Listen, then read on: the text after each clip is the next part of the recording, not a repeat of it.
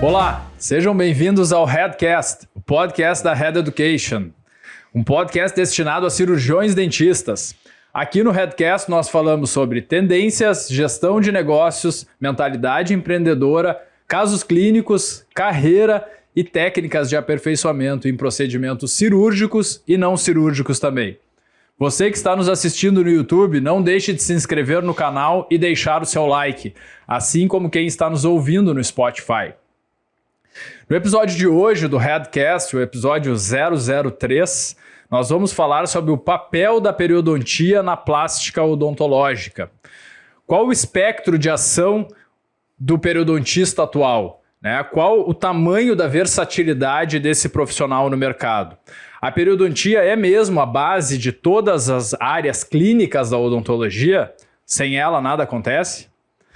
O que fez a odontologia direcionar seus olhos para a estética dos tecidos moles? Quais procedimentos estão em voga na plástica periodontal? Como a especialidade se relaciona com as demais áreas na odontologia moderna? E ainda vamos analisar o nosso clássico head case, o nosso caso clínico. Mas antes de começarmos, vamos dar as boas-vindas aos integrantes da mesa de hoje. Mesa completa, todos os sócios fundadores da Head Education. Então estamos com o Ângelo Menucci, que é cirurgião bucomaxilofacial, coordenador científico e curador na área de implantodontia aqui na Head Education. Guilherme Lengler, que é implantodontista também, especialista em radiologia odontológica, e é coordenador científico e curador da área de odontologia restauradora aqui na Head Education. Guilherme Fritcher, que também é cirurgião bucomaxilofacial, coordenador científico e curador da área de cirurgia e traumatologia bucomaxilofacial aqui na Head Education, e eu, mediador dessa mesa, Laura Ayub, especialista em periodontia, a área que nós vamos discutir hoje, também coordenador científico e curador desta mesma área aqui na Head Education.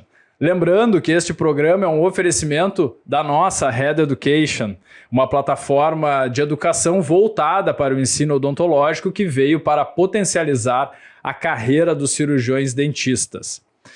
Pessoal, então no episódio de hoje vamos falar um pouco, e aí eu vou tentar não puxar tanto a brasa pro meu assado aqui, mas vamos falar do papel da periodontia. Vou querer ouvir muito vocês, o olhar dos colegas que são de outras especialidades, mas que muitas vezes se deparam com procedimentos desta área, na clínica, na prática de vocês, e tudo isso envolvido nessa demanda estética, na plástica odontológica, né? Então, como eu vinha falando no início, eu vou trazer um pouquinho para a gente fazer uma introdução de qual é o espectro de ação, qual é o tamanho da versatilidade desse profissional no mercado atual, né? Será que a periodontia é a base de todas as outras áreas clínicas da odontologia? Então, assim, para fazer uma breve introdução, a periodontia é uma especialidade muito ampla, todos nós sabemos. Então, ela vai desde o que a gente chama da periodontia básica ou da terapia básica, que trata das alterações de saúde do periodonto, né? Então, tratamento de doenças. Recentemente, em 2018, nós tivemos a publicação de uma nova classificação das doenças e condições periodontais e periimplantares.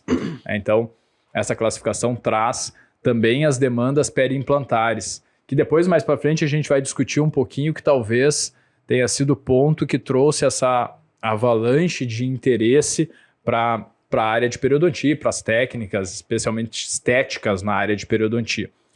Mas, além disso, a especialidade discute, busca entendimento dos processos infecto-inflamatórios no quadro sistêmico do paciente. Então, existe um termo cunhado já há algumas décadas, que é a medicina periodontal. Então, a relação das doenças periodontais com outras doenças do nosso organismo e como a doença periodontal pode predispor a determinadas desordens sistêmicas.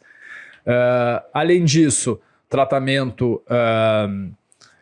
de procedimentos reconstrutivos, regenerativos e reabilitadores. E aí entra também a área de implantodontia com foco atual nos tecidos moles, né? Então, diante de tudo isso, como as outras e aí vem o olhar de vocês, né? Como as outras especialidades enxergam a periodontia atual? O que mais se encaminha, por exemplo, lá na clínica diária de vocês, o que vocês sentem a necessidade de encaminhar mais para um periodontista ou ouvir um periodontista, ou mesmo, né, como clínicos mais completos, buscar um curso que muitas vezes não é uma especialização na área de periodontia, mas um curso de imersão para resolver as demandas ali do dia a dia. Ângelo, vamos começar por ti. O que a gente percebe ao longo dos tempos é que houve uma mudança de conceito com relação à periodontia, né? A periodontia, ela tratava basicamente das doenças periodontais, de aumento de coroa clínica como um facilitador aos processos reabilitadores. Para restabelecimento de saúde, muitas vezes. Para restabelecimento de saúde, para permitir reabilitações convencionais, né?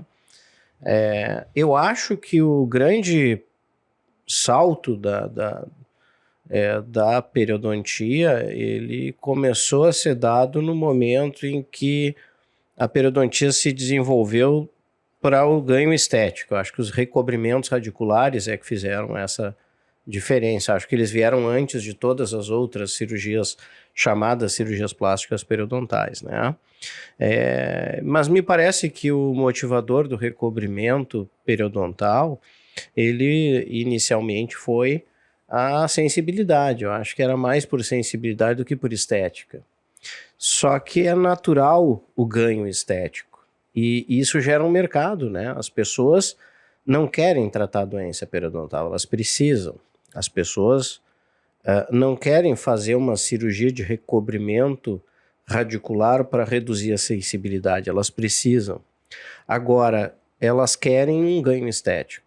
Então, todas as cirurgias periodontais que andam no sentido de um ganho estético começaram a chamar o interesse da população e dos colegas, né? E aí a busca, então, por uma formação nessa área. Sem dúvida. E aí entra uma questão, né, Lengler? A gente estava até conversando antes nos bastidores, que é, em cima disso que o Ângelo vinha comentando, a periodontia, eu acho, as técnicas de periodontia estética, elas passaram por uma curva longa, né, de desenvolvimento, de previsibilidade. Então, durante muito tempo, alguns profissionais até tinham aquela questão do descrédito. Eu vou encaminhar para fazer esse procedimento, mas será que de fato funciona? Será que ele de fato é previsível? O quanto eu consigo recobrir no exemplo que o Ângelo tá dando, né, da técnica de recobrimento radicular? E acho que especialmente na nossa região, nós tivemos muito esse olhar muito forte para o restabelecimento de saúde e talvez um olhar um pouquinho mais lento para a evolução dessas técnicas todas na parte estética, né? Eu fiz pós-graduação em São Paulo e acho que já existia uma diferença, inclusive, de regiões do país em cima do desenvolvimento de pesquisa na área de periodontia estética, das técnicas cirúrgicas ou microcirúrgicas, estéticas. Como é que tu vê isso que a gente está comentando? Acho que realmente tu tem razão em relação à mentalidade aqui no Rio Grande do Sul, né? Todos nós somos gaúchos, a gente foi vendo uma escola que o gaúcho é conservador para muitas coisas, inclusive para isso, né? Aqui a gente teve muitas referências de pesquisadores, de gente que tratou saúde e ficou com essa mentalidade de que não se poderia nem intervir por estética, muitas vezes, né? Tinha um certo até preconceito com quem tinha essa visão. Mas isso, graças a Deus, vem mudando, né? Então, hoje, as pessoas que, de certa forma, ridicularizavam quem pensava na estética, hoje em dia estão trabalhando com isso, porque o mercado atropelou essas pessoas. E o paciente exige isso, exato, né? O paciente exato. quer resolver aquela questão, né? Então, eu acho que o paciente acabou cobrando isso da própria odontologia, né? Tá, mas daqui a pouco a minha gengiva retraiu, eu não tem nada que eu possa fazer. Essa é a primeira pergunta que acontece na clínica quando tu dá o diagnóstico para o paciente. Olha, tu tens uma condição bucal, que é uma doença, que precisa ser tratada e que a consequência depois de tratada pode ser essa. Aí ele pergunta, tá, e como é que eu faço para tratar essa consequência? Ele já tá pensando lá na frente. Antes de tratar a consequência, a causa, muitas vezes ele já tá querendo resolver a consequência depois. Mas essa é, dentro aqui do nosso tópico do momento, essa é a principal maneira que tu vê a tua demanda de periodontia no teu consultório hoje.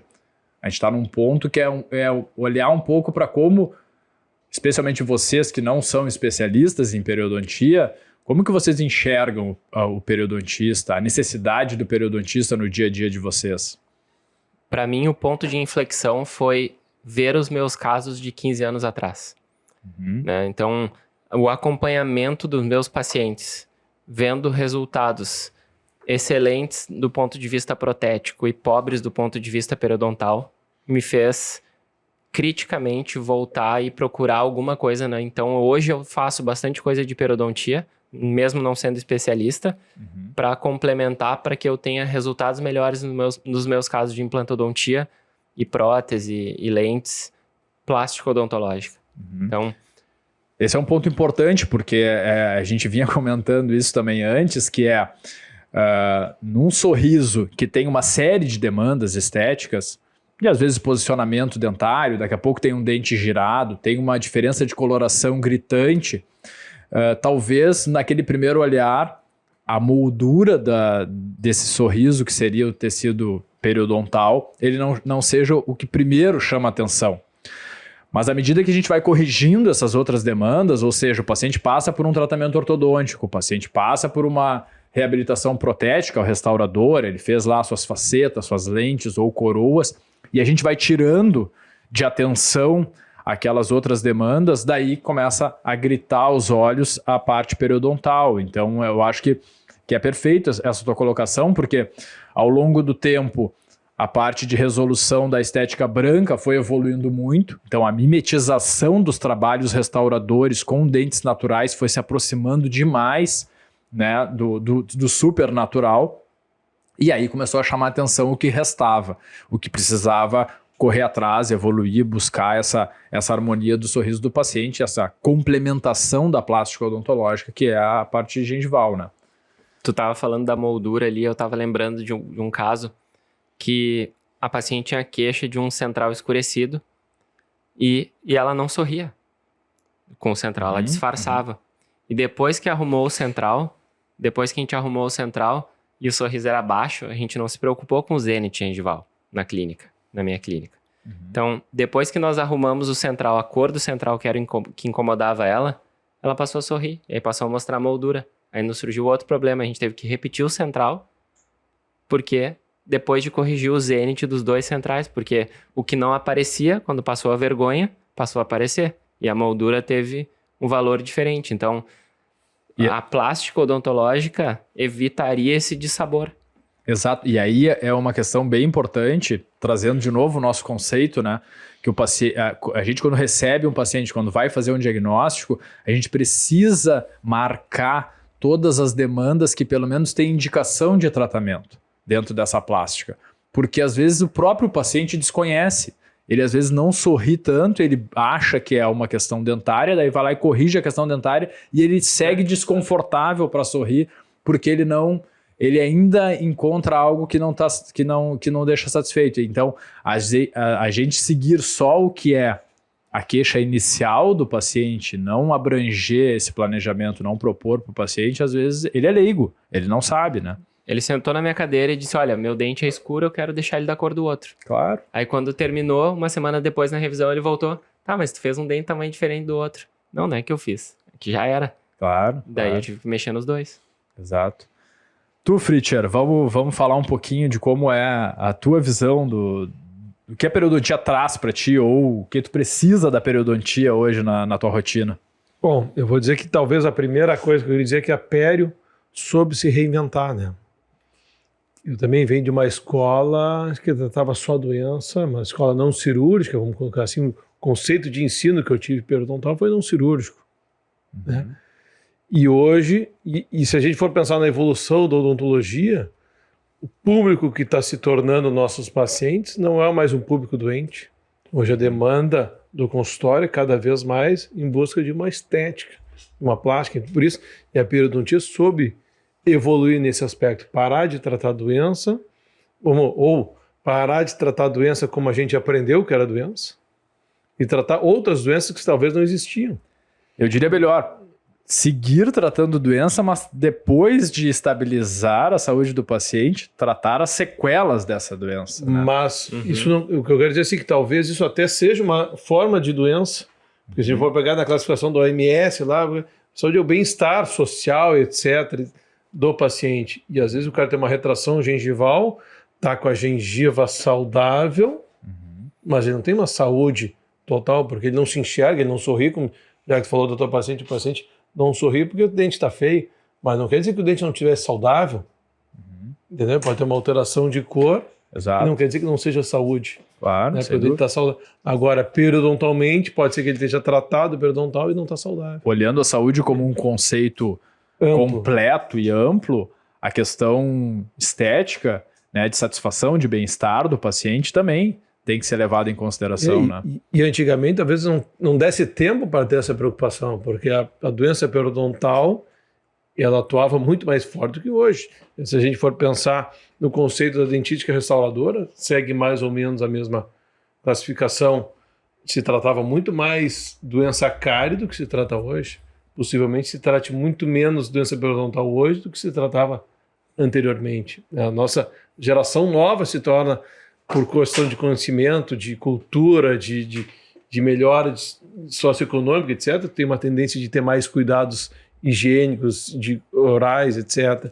Então, tu vai diminuindo a doença, como a gente aprendeu doença, e vai direcionando para outros lados. Mas aí eu quero colocar um ponto que eu tenho visto, e talvez vocês com mais experiência de clínica do que eu ainda, mas como eu atuo com clínica geral e reabilitação, eu vejo muito isso.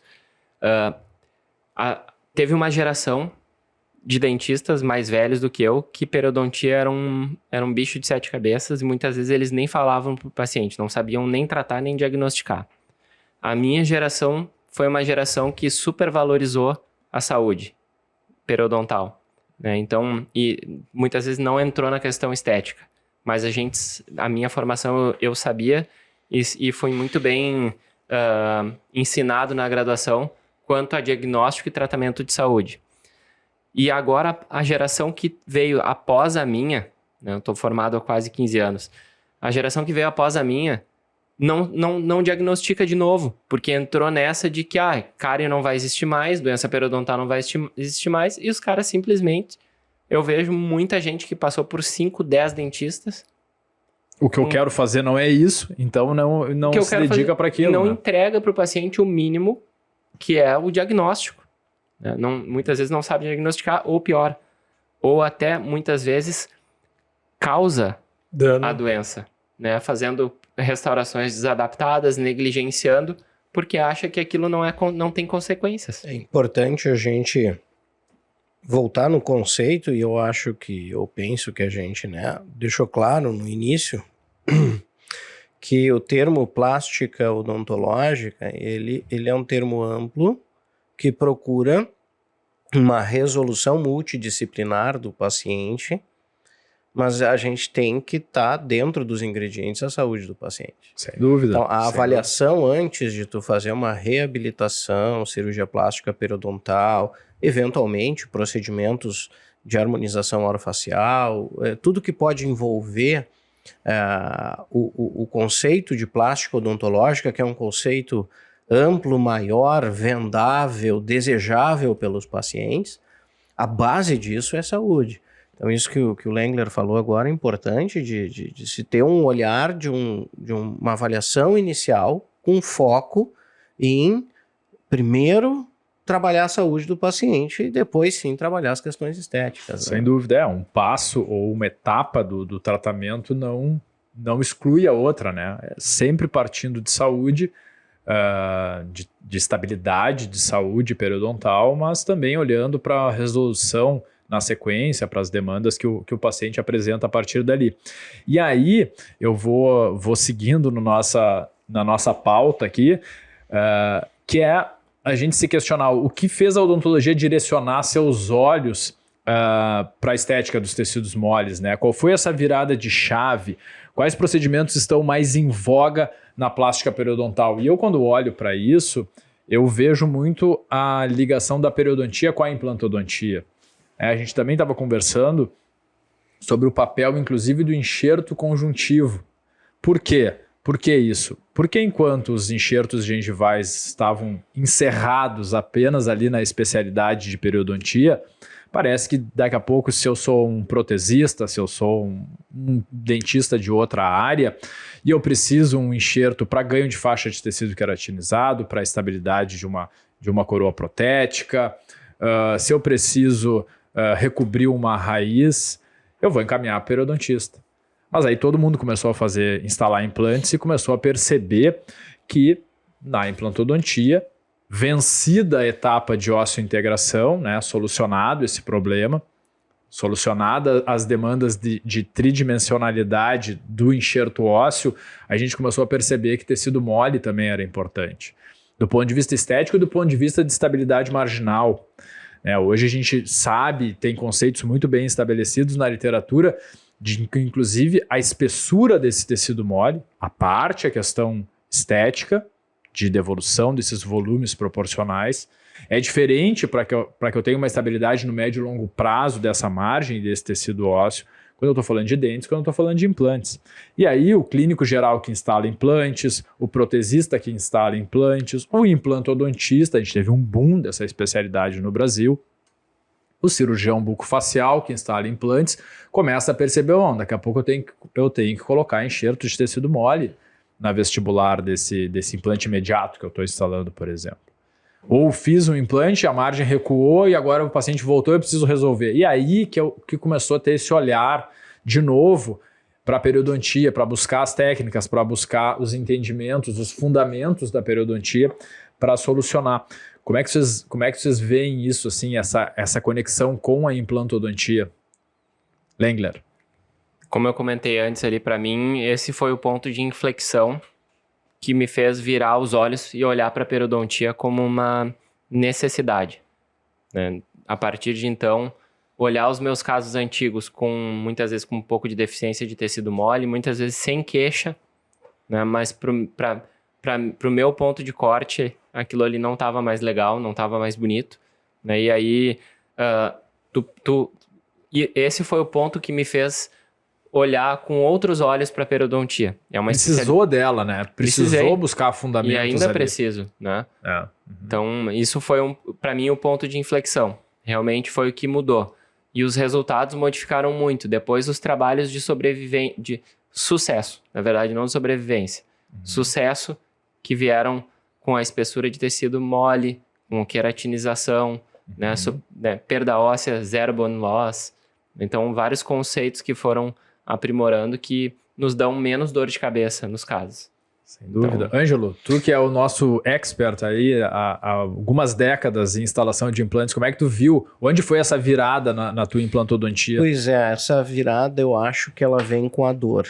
O Guilherme comentou que ele percebeu nos casos dele essa necessidade. Foi o que aconteceu comigo também.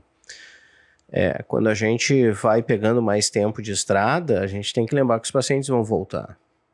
E quando eles voltam, a gente tem que ter um olhar crítico para o trabalho da gente, não só para o trabalho dos outros. A gente tem que olhar o meu caso e ter uma análise crítica. Por que esse meu caso está bom e por que aquele meu outro caso não está bom? O que eu fiz ali que um caso está bom e outro não está? A partir de 2010, mais ou menos, a gente começou a perceber essa importância do tecido mole, já que, e eu sempre falo isso nas minhas aulas, né? O comportamento biológico e mecânico de implante, ele é diferente de um dente natural. O dente tem ligamento, ele absorve parte do impacto do estresse mastigatório, parafuncional, e o ligamento absorvendo, ele transmite menos para os tecidos vizinhos. E o implante não tem isso. Então, existe uma dinâmica de distribuição de força em volta do implante que necessita um aumento de espessura óssea e gengival. A gente sabe disso. O coordenador do curso de implantodontia sabe disso. Mas parece que isso não é colocado em prática na maioria das especializações. Então, existe um paradoxo entre quem ensina a saber disso e isto ser executado na formação do aluno.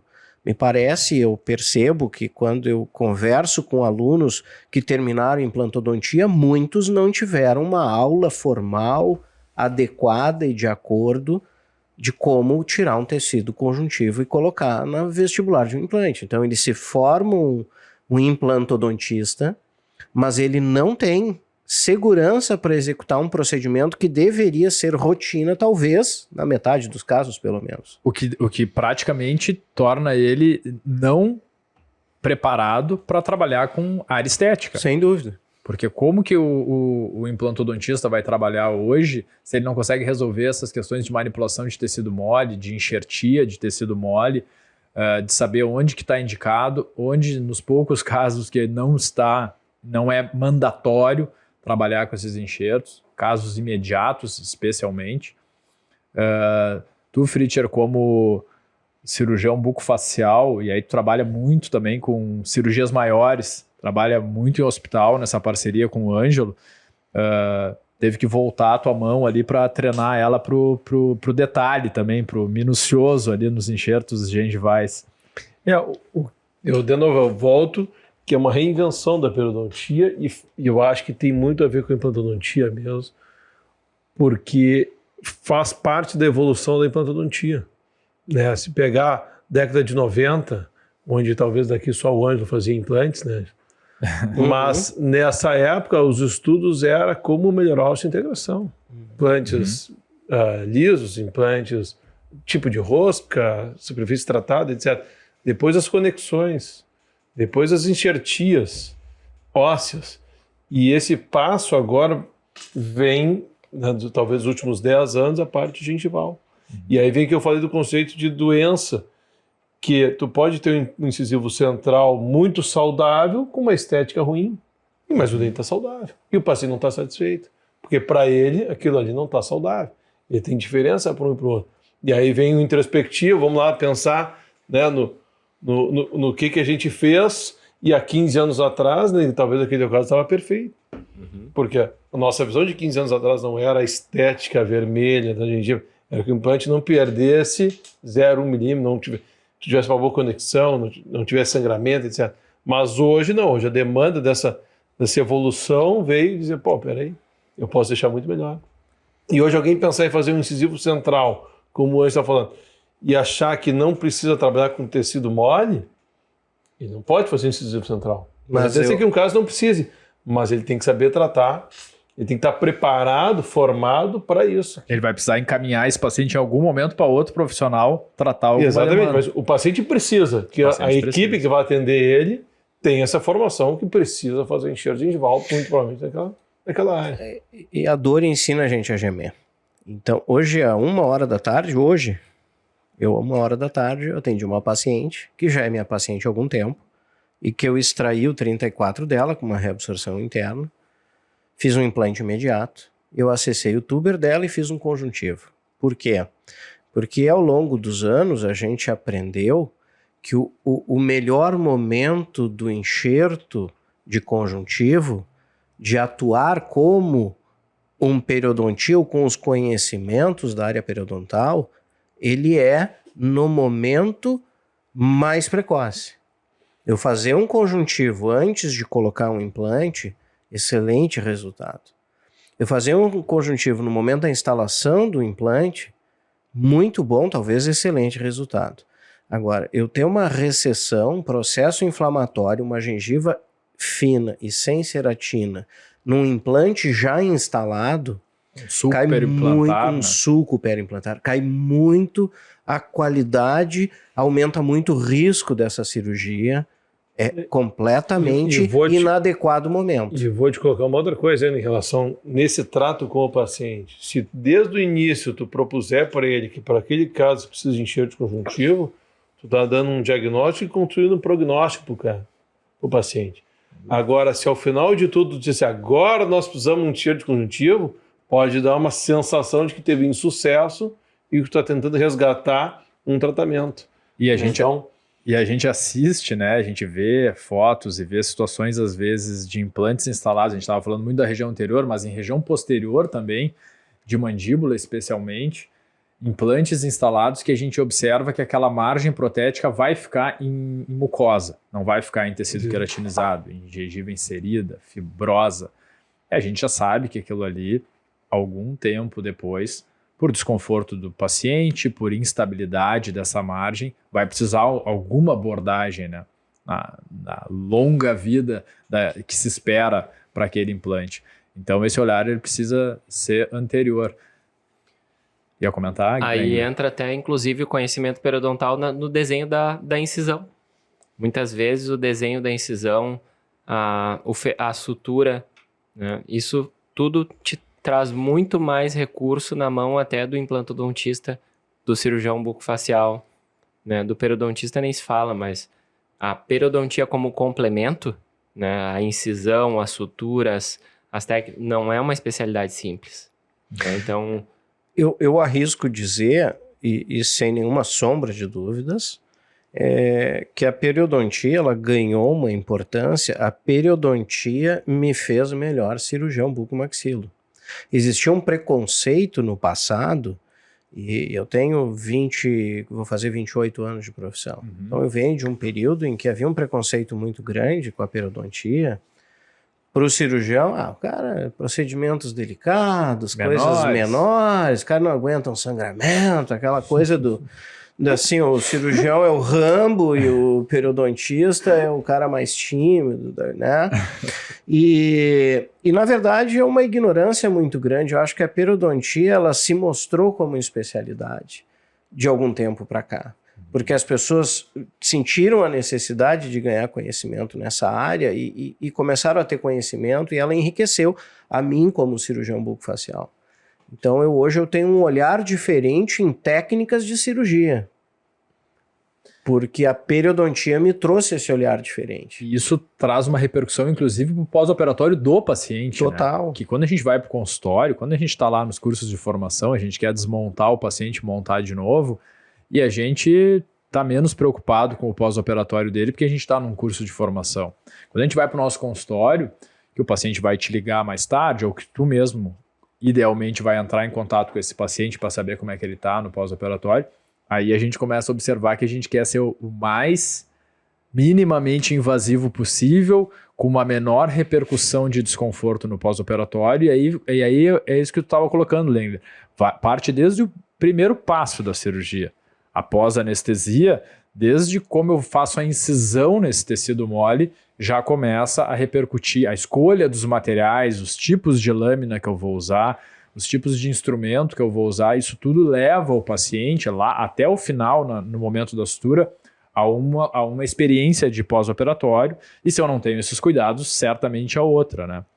E aí, eu acho que esses procedimentos que trouxeram muito esse treinamento para os clínicos acabaram trazendo também para esses clínicos um olhar para os recobrimentos radiculares, para os aumentos de coroa clínicas estéticos, e aí a gente passou a ter, inclusive, alguns desses procedimentos no escopo de profissionais que não são especialistas em periodontia, porque se eu entendo, se eu comecei a aplicá-la na implantodontia, daqui a pouco eu tenho um caso, ou uma situação ao lado daquela região que eu já vou operar, eu já consigo ir cumprindo essa curva, né, de treinamento e resolvendo essas outras demandas. Então abriu, eu acho, a especialidade para a odontologia de uma maneira maior.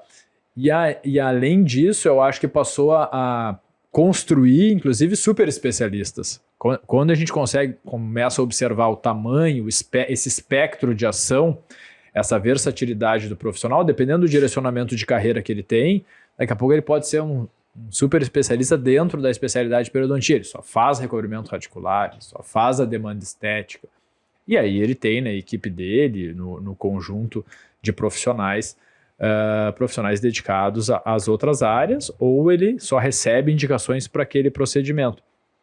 E aí eu vou para uma outra questão que a gente também colocou lá no início, que é como a especialidade se relaciona com as demais áreas da odontologia moderna, né? Então, vamos puxar um pouquinho agora, sair da implantodontia e falar um pouquinho da odontologia restauradora. E aí eu sei que é um tema de curadoria teu aqui na Head Education, que são... E aí eu acho que o Fritcher tinha comentado antes desse histórico da odontologia tratar doença depois reabilitar os pacientes, e aí os implantes vieram para fazer isso. Aí o olhar para taxas de osso-integração, para o componente ósseo, agora tecido mole, e eu sei que tu tens uma questão que a gente estava discutindo antes, que tu até trouxe para a gente, que é qual seria esse outro passo? Porque o olhar da odontologia vai se voltar para onde depois da resolução total do manejo dos tecidos moles? Fazendo uma linha do tempo das viradas de chave. Exato. No caso, assim, evolução das restaurações. Evolução das restaurações. Segundo lugar, manejo dos tecidos moles. Bater na mesa. Evolução do manejo dos tecidos moles, né? Isso aumentou longevidade e qualidade das reabilitações, né? Trouxe mais satisfação para o paciente, né? Só que, assim como a periodontia na questão saúde e longevidade, na minha visão, o próximo passo que vai acontecer na odontologia é que os olhos dos clínicos vão ser obrigados, como a periodontia, nós não tivemos escolha, né? A nossa sensibilidade crítica como implantodontistas, como nós 4 somos instaladores de implante, nós 4 temos essa visão porque o nosso olhar crítico fez a gente olhar para aquele caso de 10 anos atrás e dizer, não tá bom, né? O próximo passo vai ser, na minha opinião, a oclusão. Oclusão é uma coisa que está sendo negligenciada, como foi o tecido mole, né? Mas é um passo fundamental para a longevidade das restaurações e, inclusive, para a estética das restaurações. E aí entra de novo a periodontia na inter-relação com a odontologia restauradora, que são as lesões cervicais não cariosas. Então, a gente estava falando de recobrimento radicular e a gente sabe que quando eu tenho uma lesão cervical não cariosa que está restrita à área de esmalte, eu tenho um comportamento enquanto periodontista para fazer um recobrimento radicular. Quando essa lesão cervical não cariosa envolve área de esmalte e área radicular, eu tenho um outro comportamento. E quando essa lesão envolve apenas área radicular e esmalte preservado, eu tenho um outro comportamento. Então, essa linha de conexão, essa faixa ali muito, muito íntima de área restauradora, eu digo para os meus alunos, e aí, claro, puxando um pouco a brasa para o lado da periodontia, eu digo muitas vezes para os alunos na clínica de graduação que talvez a restauração classe 5 seja a restauração mais difícil de fazer, porque a gente vê muito na clínica o aluno quando ele tem uma série de classe 5 para fazer. Não, professor, o que esse aluno vai fazer hoje? Professor, hoje eu tenho 4 classe 5 para fazer na sequência aqui. E às vezes ele tem um olhar muito mais dedicado para aquela classe 1, para aquela classe 4 que ele vai fazer. Tem questões anatômicas, e parece que a classe 5 é mais simples de se fazer. E como a gente sabe que é complexo ter um término em 0, levar essa rampa e terminar em 0. Eu que trabalho bastante com recobrimento radicular, e aí preciso muitas vezes da área restauradora, fazer com que esse profissional execute uma restauração até onde se está previsto que vai se recobrir esse dente, e que esse acabamento seja em 0, que esse polimento seja ideal, isso é algo bem complexo. E a gente tem observado, como tu falou, por questões oclusais, abfrações relacionadas a bruxismo, cada vez mais a gente observa os efeitos práticos nos nossos consultórios dessas parafunções, as erosões por pH ácido na dieta cada vez mais presente também, e as próprias abrasões pelo aumento na taxa de higienização. A taxa de higienização na população aumentou, e aí muitas vezes nessa força, nesse tipo de escova que o paciente está usando, vai levar a essas abrasões. E no bruxismo. E o bruxismo. O bruxismo é um problema enorme que a odontologia vai ter que lidar. Pandêmico, cara. E um outro detalhe também que são as expansões ortodônticas. Também. Hoje eu vejo os periodontistas, em algumas vezes, os ortodontistas me consultarem de um caso que eu encaminhei para orto, antes de instalar aparelho, perguntando, essa margem que já tem retração, se eu expandir, o que tu acha? Melhor fazer antes ou depois? Uhum. Eu já vejo que essa visão já é rotina já. Eles já Pra estão nós. preocupados, né, com o que vai acontecer Porque- durante o tratamento deles. Exato, porque o paciente tem a documentação ortodôntica e ele já está olhando para o nível gengival, ele não olha mais só para a parte branca do dente, termina o tratamento ortodôntico e ele sabe, mas ficou lindo, mas aqui piorou. Mas a gente ainda, desculpa, a gente ainda vê muito caso ortodôntico finalizado com retração e às vezes é o próprio ortodontista que nos encaminha para uma avaliação e a gente claramente vê que o problema é posicionamento da raiz. Uhum. Quer dizer, é só reposicionar dentro do envelope ósseo que aquela retração some espontaneamente, não precisa nem cirurgia. Então há uma deficiência de formação ainda, eu acredito, de conhecimentos periodontais nas especialidades. Será que tem algum curso de especialização em ortodontia que tem uma cadeira de periodontia? Pois é.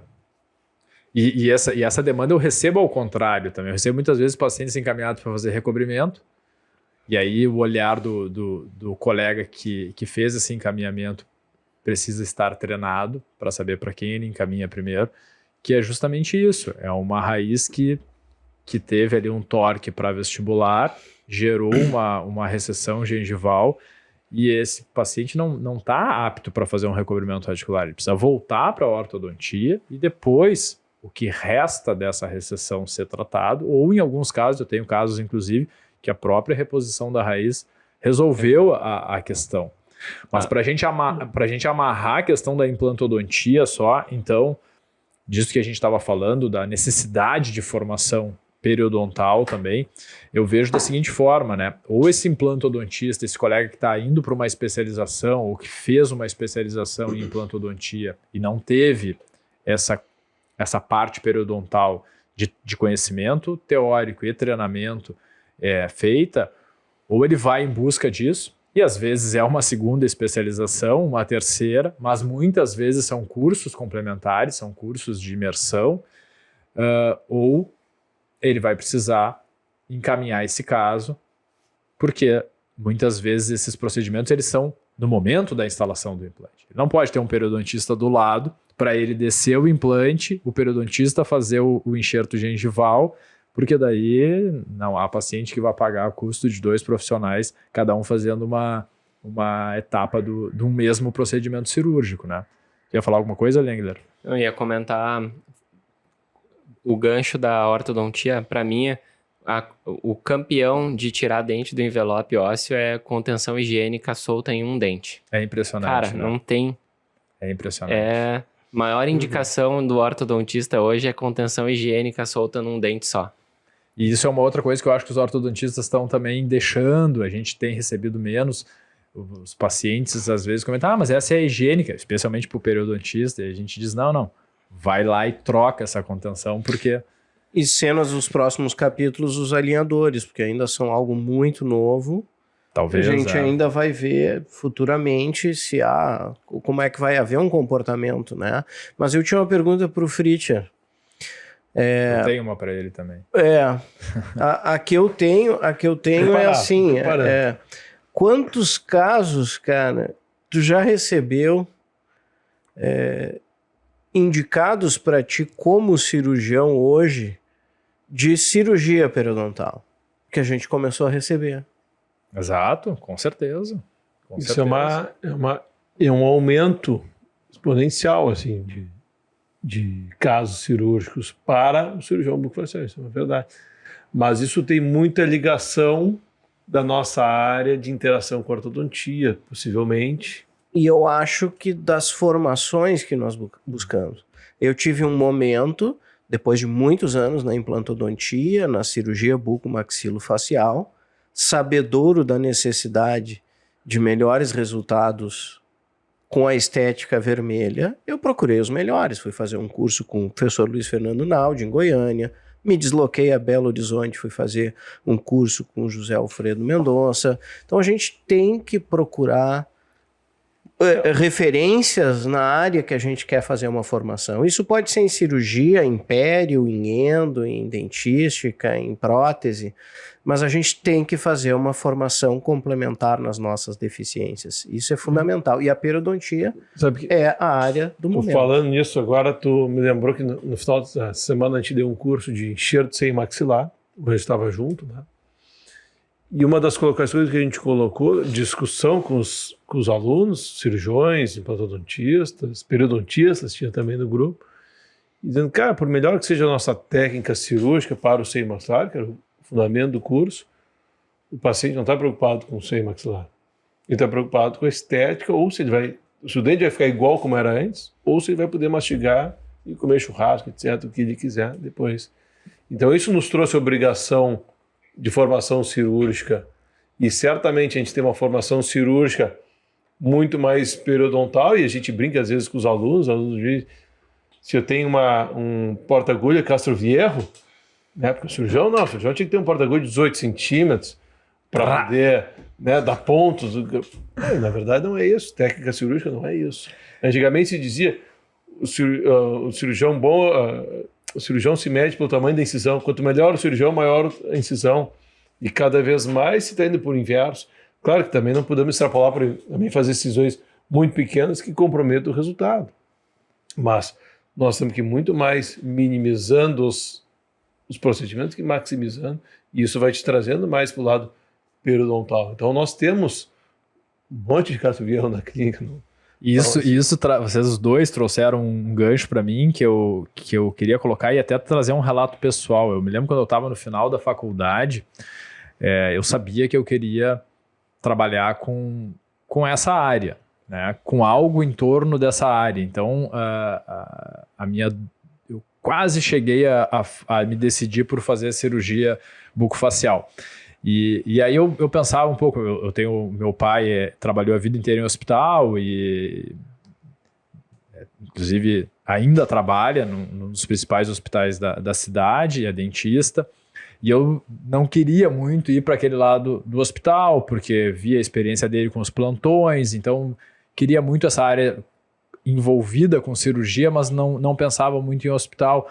E aí entra essa conexão entre as especialidades que gera uma dúvida. A gente tem alunos que nos perguntam todos os semestres, professor, eu estou em dúvida se eu faço pério, porque eu gosto desses procedimentos estéticos, dos procedimentos reconstrutivos, inclusive de reconstrução tridimensional de rebordo, dos enxertos como seio maxilar, eu gosto das cirurgias gengivais, eu gosto de instalação de implantes, da área de implantodontia, então, e afinal, que especialidade eu faço? Eu entro numa especialização de periodontia, eu entro numa especialização de pério, de buco, o que eu faço? Eu passei por essa dúvida. Fiquei muito em dúvida e estava praticamente decidido a fazer cirurgia bucofacial quando eu conheci na faculdade um professor, que é o professor Heraldo Batista, que hoje é professor no Canadá, que foi um dos meus mentores de formação acadêmica, o principal mentor, e ele me mostrou esse lado da periodontia. E eu comecei a ver, não, eu posso fazer as cirurgias gengivais, eu posso fazer as cirurgias de reconstrução óssea, eu posso trabalhar com biomateriais, eu posso instalar os implantes, eu tenho uma série de resoluções nessa área, e por isso a importância de a gente conhecer o escopo de todas as especialidades, mas sempre entendendo que não vai se resumir àquela especialidade. O nosso trabalho, o Lengler está aqui, principalmente, que é o nosso dentista reabilitador, tem essa consciência maior do que todos, mas acho que todos nós temos muito claro isso, que se eu fizer uma especialização em periodontia, eu vou precisar buscar algumas complementações de outras áreas, se eu trabalho com cirurgia, por exemplo. Se eu fizer cirurgia e traumatologia bucofacial, lá no meu consultório, talvez na parte hospitalar eu esteja pronto, mas lá no meu consultório eu vou precisar, para algumas demandas estético-funcionais do paciente, buscar alguma formação em outras especialidades. Se eu fizer implantodontia, a gente discutiu o tempo inteiro aqui da necessidade de se buscar formações na cirurgia bucofacial e na periodontia. Então, não se resume, né? A gente às vezes tem uma preferência um pouco maior por uma ou pela outra, mas a gente precisa ter conhecimento, unir conhecimento dessas áreas como um todo. Eu acho que a gente está percebendo que a reabilitação e o que existe fundamentalmente de diferente na reabilitação hoje, da reabilitação de 20 anos atrás, é o implante dentário. O motivador disso é o implante dentário. E a reabilitação, e falando especificamente do implante dentário, ela foi formando as pessoas de acordo com a necessidade. Tu vê hoje renomados periodontistas falando de grandes reconstruções, e tu vê renomados cirurgiões falando de cirurgia plástica periodontal e de estética gengival. Então, eu acho que o motivador não é a cirurgia em si, mas a necessidade de reabilitar o paciente. Então, enquanto eu atuo numa área chamada implantodontia, eu preciso ter um conhecimento muito amplo. Se eu for trabalhar, por exemplo, com ortodontia, eu tenho que ter um conhecimento amplo. Mas ele é mais restrito do que a implantodontia. A implantodontia, ela traz um nível de exigência de diferentes especialidades, porque eu tenho diferentes componentes dessa reabilitação. Eu necessariamente vou ter osso, eu vou ter gengiva, eu vou ter a osseointegração, a parte de conhecimento biológico básico, eu vou ter a reabilitação, o desenho da reabilitação, e eu vou ter a oclusão. Então eu tenho todos os componentes possíveis de um tratamento quando eu falo em implantodontia. Perfeito, e a gente nem chegou a falar da parte protética em cima de tudo isso, né? Vamos para o nosso caso clínico, então. O Ângelo vai passar para a gente. Já convido quem está nos assistindo, quem está nos ouvindo no Spotify a dar um pulo no YouTube, se inscrever no canal e poder assistir aqui as imagens que eu trouxe hoje.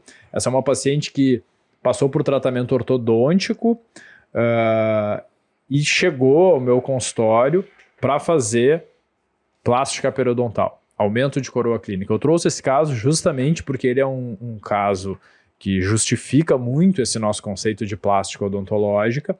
Então, ela passou pelo tratamento ortodôntico e chegou para fazer. Quando eu olhei para esse caso, a primeira coisa que eu pensei foi o quê? Eu, como periodontista, a primeira coisa que eu pensei foi: esse é um caso que eu preciso de um cirurgião bucomaxilofacial envolvido. E já comecei a minha consulta de diagnóstico trazendo essa necessidade. O que foi a resposta? Não, nós já tivemos essa orientação, eu não quero passar por uma cirurgia como essa. E eu quero fazer o que for possível em termos de exposição de coroa anatômica, de máxima exposição de esmalte, e é isso que eu quero. Não quero mais do que isso. Uma paciente super jovem, então desfrutaria desse resultado por uma vida inteira. Mas por que é importante a gente, e eu quis trazer esse caso por isso, porque a gente mostra para o paciente que ali há uma necessidade que não envolve apenas periodontia e que já não envolvia apenas ortodontia. E esse conceito ele fica aqui claro para que a gente divida com o paciente.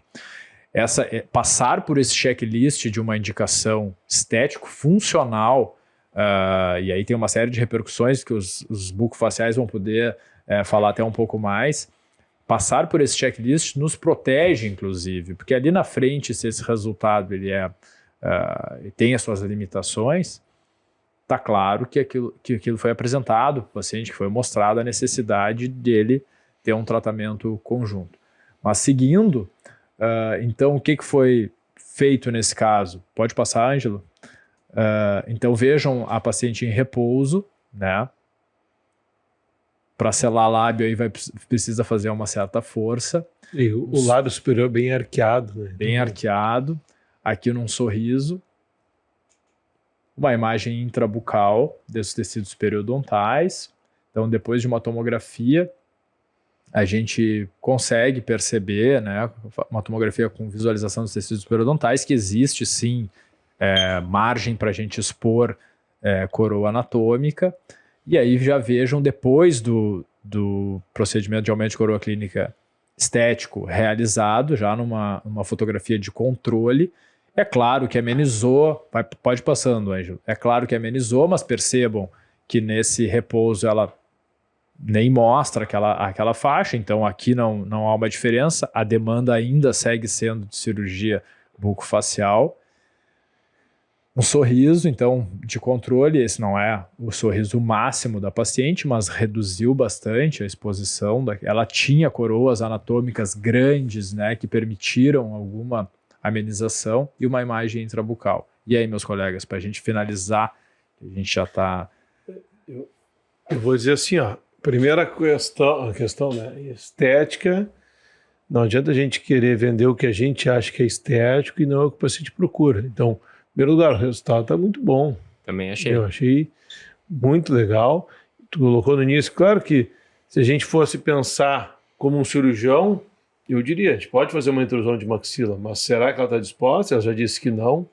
Então, não adianta eu querer induzir ela a uma coisa, ter uma paciente jovem, foi lá, propôs um tratamento que ficou cirurgicamente, periodontalmente muito bom e que resolveu talvez o estigma estético que ela tinha, que era dispor menos gengiva, etc., e crescer os dentes com os dentes bonitos.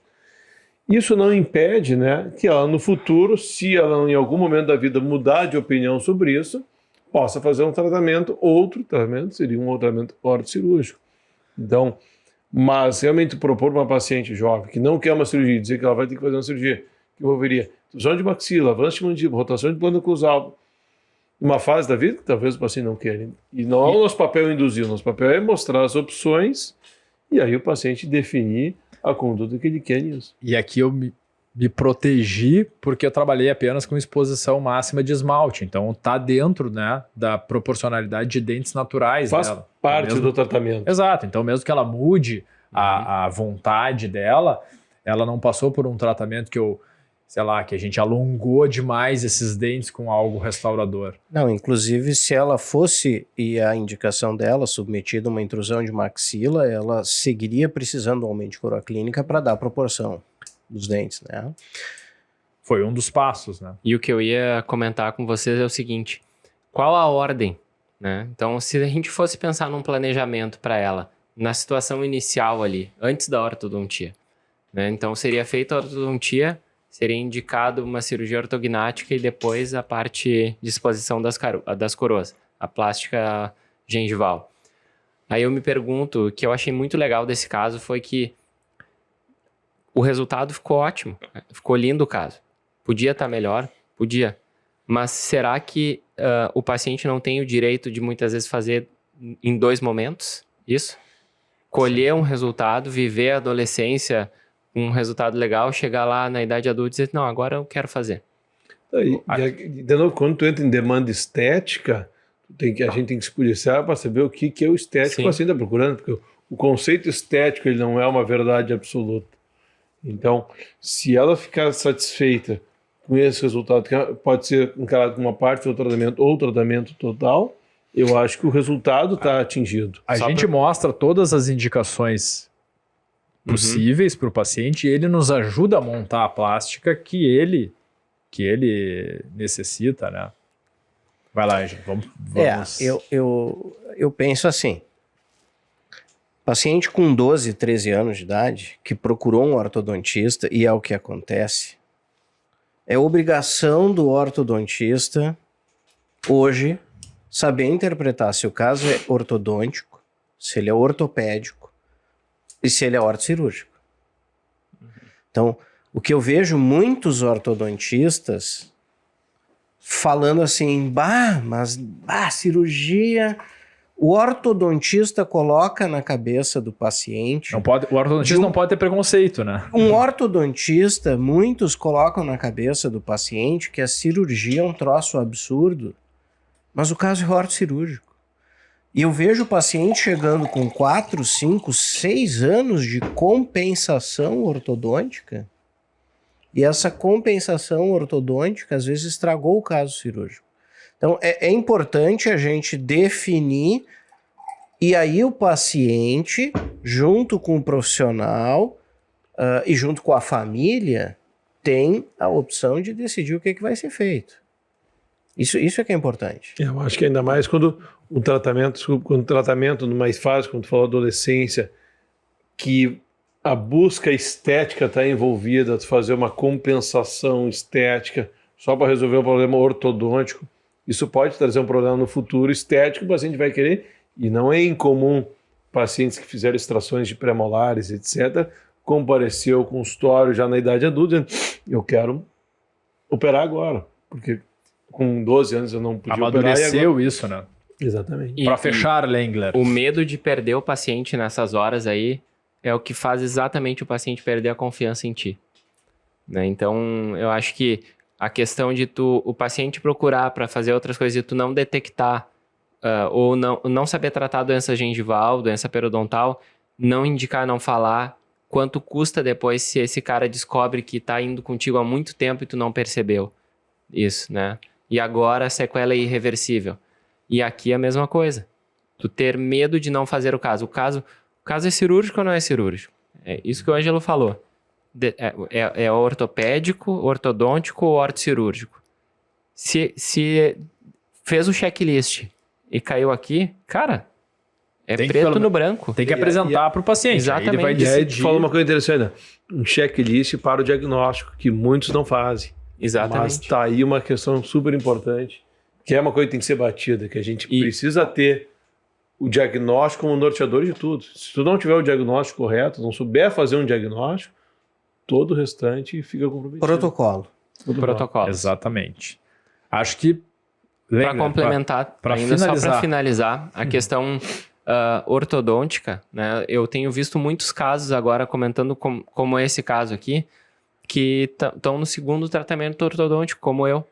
Né? E eu tô vendo isso cada vez mais, né? Que na adolescência, o teu padrão de ortodontia é e depois a parafunção, os resultados não estão adequados com o que tu queres.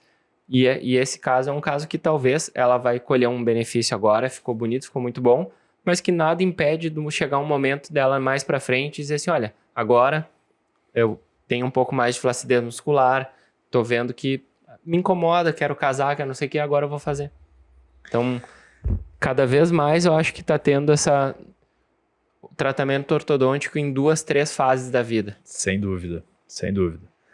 Perfeito, meus amigos. E assim, então, caminhamos para o encerramento de mais um episódio do nosso Headcast. Se você gostou do vídeo, não deixe de dar o seu like e se inscrever no canal, tanto no YouTube como no Spotify. Ative as notificações e siga as nossas redes sociais no Instagram e no YouTube. Se você tem alguma dúvida, algum comentário, deixe ali nos comentários do vídeo ou nos mande uma mensagem que vai ser um prazer responder. E quem sabe até essa sugestão, essa curiosidade, essa dúvida possa virar tema de algum dos nossos conteúdos em todos os nossos canais. Agradeço demais a presença de todos. Nos vemos em breve e um grande abraço.